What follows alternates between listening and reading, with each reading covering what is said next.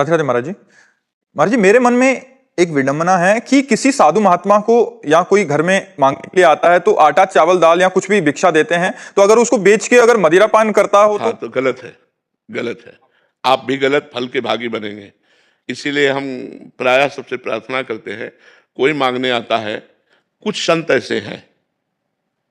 ऐसे हैं जो आटा मांग लाते हैं, 15 दिन के लिए अपना बनाया खाया, फिर 15 दिन के लिए मांग लाते हैं। ऐसे हैं हमारे ब्रजमंडल में संत जो चून, आटा को चून कहते हैं, और चुटकी मतलब इतना आटा, ऐसे वो 10, 15, 20 घरों से मांग लिया, 2-4 किलो हो गए, वो भजन करते हैं। तो हमें लगता है कि अगर हमारे घर कोई प्रार्थना मतलब मांगने आए तो हमें प्रार्थना करनी चाहिए कि आप बैठकर रोटी दाल भर पेट चाय पा लीजिए, या आपकी इच्छा है तो 2 रोटी ले लीजिए, और ऐसी प्रार्थना कर देनी चाहिए। अन्न है, रुपया है, बहुत देख समझ के देना चाहिए। अगर बोले तुम्हें श्राप लगेगा, अगर इतनी सामर्थ होती तो घर घर भटकते काहे को? श्राप और वरदान देने की सामर्थ होती तो दरवाजों पे भटकना नहीं होता, समझते हो? काफी सारे ऐसे हैं कि वो पैसे मांगते हैं कि 500 रुपया दे दो हमें। घोर पाखंडी होते हैं जो ऐसा कहते हैं। ये वृंदावन में दर्शन हुए थे, किसी ने एकदम से हमसे अपशब्द बोला, मतलब कि अगर नहीं करोगे तो ये आपके साथ कष्ट होगा। और जीवन में उसी अगले साल हमारा नया पुत्र हुआ तो उससे बहुत पीड़ा हुई। तो हम लोग को लगा कि हम नहीं, ऐसा कभी नहीं। वो संयोग है, देखो वो संयोग है कि आपका प्रारब्ध बुरा आ गया और आपको लगा कि उस महात्मा ने कह दिया तो ऐसा हो गया। बिल्कुल कदापि नहीं, ऐसा कदापि नहीं। वो बुरा प्रारब्ध आना ही था, उसके लिए महात्मा का कोई उसमें वाक्य नहीं है। कोई तो आप निश्चित समझ लो, कोई ऐसा शाप और वरदान देने वाला समर्थ महात्मा वो ये नहीं कह सकता कि अगर आप ये नहीं दोगे तो आपको ऐसा हो जाएगा, ऐसा कभी नहीं कह सकता। मांग सकते हैं, वो भिक्षावृत्ति से आते हैं, ऐसे भी महापुरुष भी होते हैं जो भिक्षावृत्ति से आते हैं, तो वो बहुत संतोषी होते हैं। अगर आप ना कह दीजिए तो अच्छा बेटा, वो चले जाएंगे, क्योंकि वो इतनी क्षमता प्राप्त कर चुके हैं। और जो ये कि हम तुम्हारा अहित हो जाएगा, तो ऐसा नहीं, ऐसा कोई नहीं तुम्हारा अहित नहीं कर सकता। ये हम तुमसे वादा करते हैं, क्योंकि इतनी सामर्थ्य उसमें नहीं है कि तुम्हारा अहित कर सके। हाँ, रोटी दाल पालो, आप ठंडी लग रही है, आपके पास कपड़ा नहीं तो लो हमारी जैकेट ले लो, पहन लो। आप अगर बीमार हो तो चलो मैं औषधि दिला दूं तुम्हें। इतनी सेवा तो हम कर सकते हैं। इसके आगे रुपया हमें जहां देना है वहां बहुत होश में देना है, और ये बेच लेगा इसको भी बहुत होश में देना है, क्योंकि वो शराब पीता है, मांस खाता है, तो उसके भागीदार हम भी तो बनते हैं ना। इसलिए दान सुपात्र को देना चाहिए। शास्त्रों में वर्णन आता है दान को सुपात्र को देना चाहिए, कुपात्र को नहीं देना चाहिए।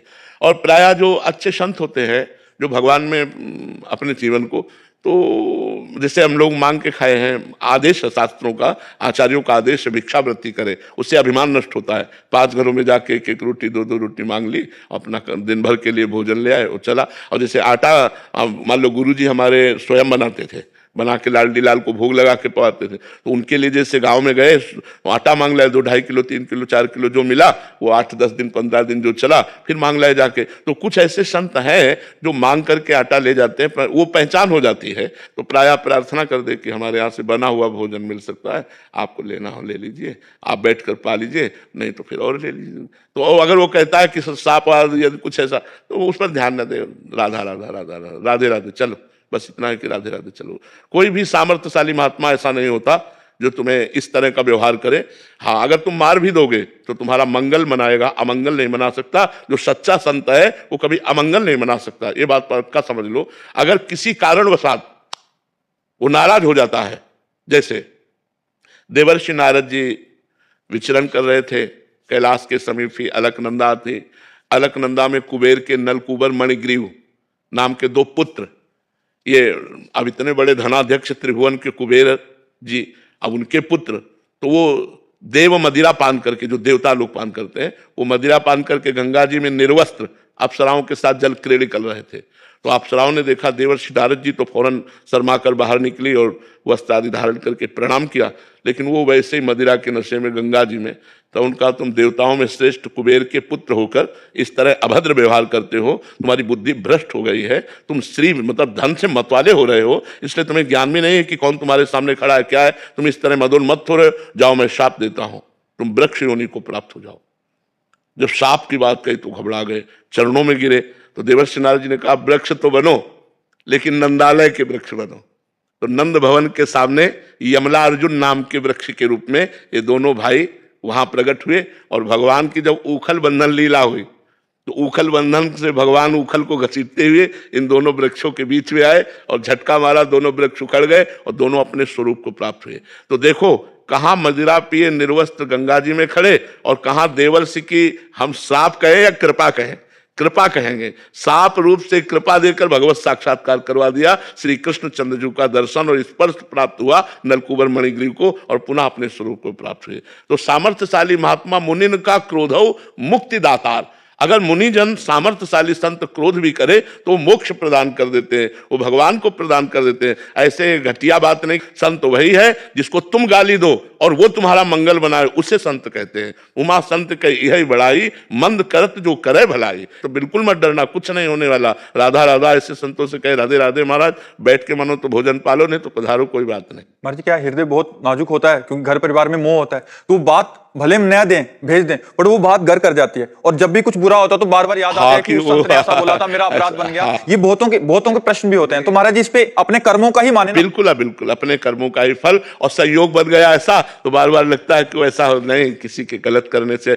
ऐसा हो तो सब संसार को लूट लेना, ऐसा नहीं, ऐसा बिल्कुल नहीं। को न काहू के सुख दुख कर दाता, निज कृत कर्म भोग सुन भ्राता। हाँ, गृहस्थ धर्म में एक आतिथ्य धर्म है, आए हुए अतिथि का सत्कार करना, अपने दरवाजे पे जो मांगने आया है उसका आदर करना। तो हम प्रिय वचन तो बोल सकते हैं, पहला आदर होता है प्रिय वचन, राधे श्याम, हाथ जोड़ लिया, राधे श्याम, आइए आइए, क्या सेवा करें, हमें 5,000 रुपया दे दो, नहीं।